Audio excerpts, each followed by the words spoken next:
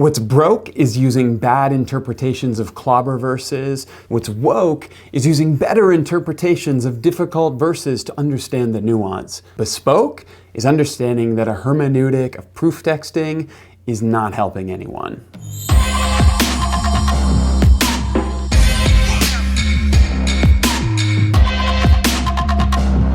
So this article has been making the rounds. The question is homosexuality, has that been part of our Bible since the beginning? And what's going on in the article is that they are looking at different translations of some of the contentious verses around homosexuality in the Bible and looking at how they have been translated over the years. Now, that is a really interesting way to think about this. There's some really good thought and inquiry that's been happening here in this article, but I want to talk about why the situation is a little bit more complex than that, and actually why I think we need a better construct or way of approaching this topic if we're really going to allow the Bible to speak to us and shape us the way that it should. So first of all, the word homosexual enters the conversation in Germany in the 19th century. That's why you don't see homosexual appearing in translations of the Bible before that. Homosexual doesn't enter the English conversation until about the early 20th century, and so it's definitely not surprising that older translations in English don't use it. The question then is, what did they use? Well, they used at times the term boy-molester. And this is because homosexual didn't take on the idea of a part of someone's identity until the 19th and 20th centuries. Before that, homosexual activity was something you did. It wasn't part of who you were. It just wasn't part of how we thought about these things. And so what translators did was they looked at these terms in the Bible, they looked around the culture that surrounded them, and they saw the most pressing expressions of sin and evil they saw, which were those who took advantage of boys. And this is what they read into the text. And that's because the word that we're reading in the New Testament is arsenekotais, which is a compound word made out of two Greek words, man and bed. When you don't have homosexual identity as a cultural framework to draw upon, it's not surprising that the most cultural expression of sin that you can see around you, that you imagine Paul is condemning, is the molestation of young boys, and that's what appears in the text. Now, it gets a little more complicated when we go back to the Old Testament, because in Leviticus, there is an interesting part of the text here where it says that a man shall not take a male into his bed. And it is interesting because the language changes from man to male. But looking to contemporary rabbis, even those who are LGBTQ affirming, they would say that this word zakar, males, does not refer to a young boy. That's not what it would have been read to mean in the ancient world. It's certainly not how Jewish peoples would read it today. What it refers to is a man. In fact, if it was a boy, the more common word that we would see there is child, not male. And so this is complicated here because the New Testament reading of arsenekotais, being boy-molester as a common reading culturally, then being read back onto the Hebrew reading in Leviticus. And so what we have here is a really complex engagement of ancient languages interacting with cultural norms at different parts in history. And we've actually seen something oddly similar in the work of Naomi Klein that has recently come out. She was researching Victorian-era attitudes towards LGBTQ persons, and she found these references to men who were put to death for homosexual activity.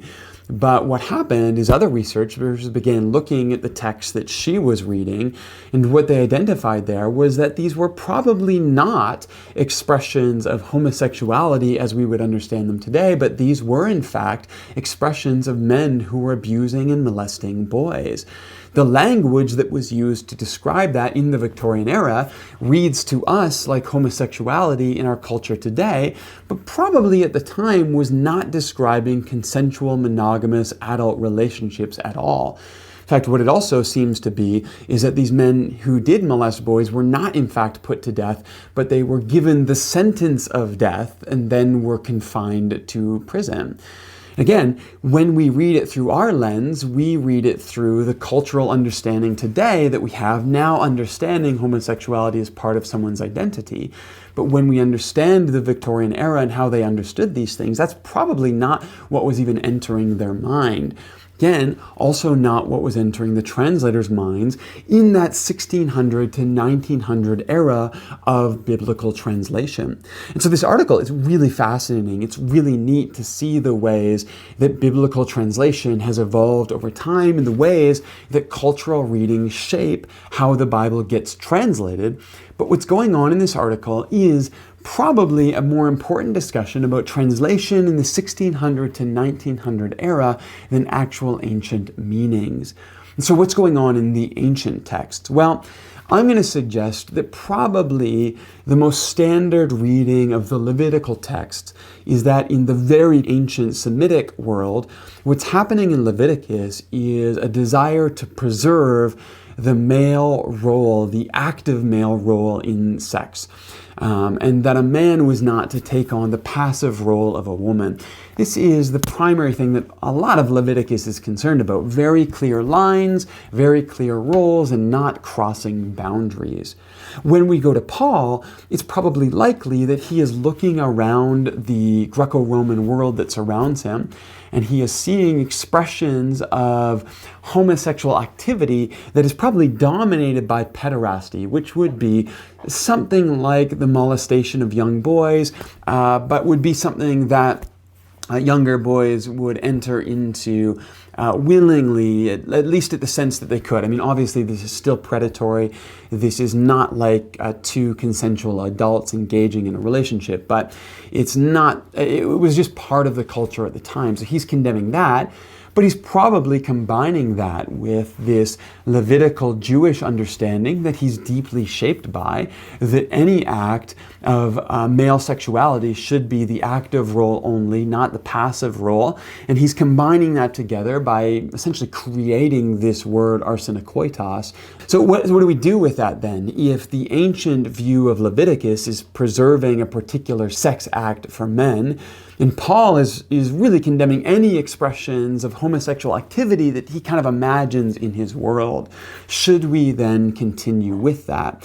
And does finding a better reading of these specific verses move us forward? Well, I want to suggest that no, it doesn't.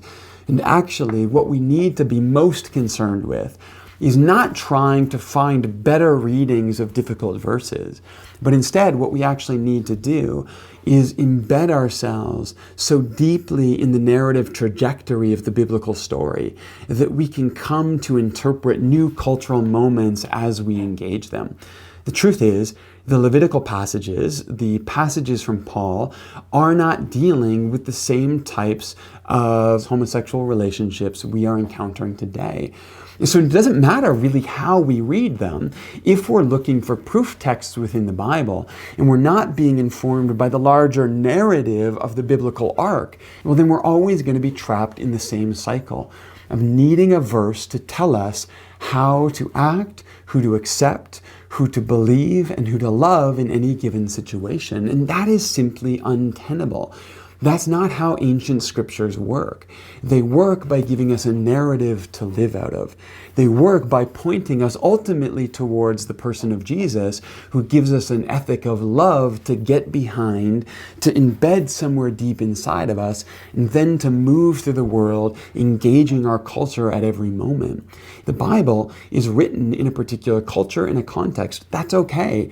That doesn't mean it can't inform us, it can't invite us, it can't be what the Spirit uses to invite us into a loving, more just, more inclusive narrative of the world. But it does call us to engage with the Bible with a wisdom perspective, not a proof text perspective.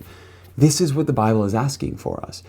Do we understand the story of Jesus so deeply? Is his ethic of love embedded somewhere deep in our bones?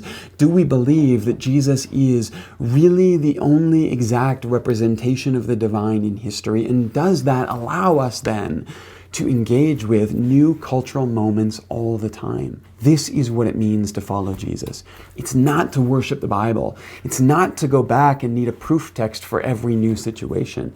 It's to have Jesus living in you and through you, including welcoming, listening, embracing those around you in new ways, and allowing the ethic of love to guide you every step of the way.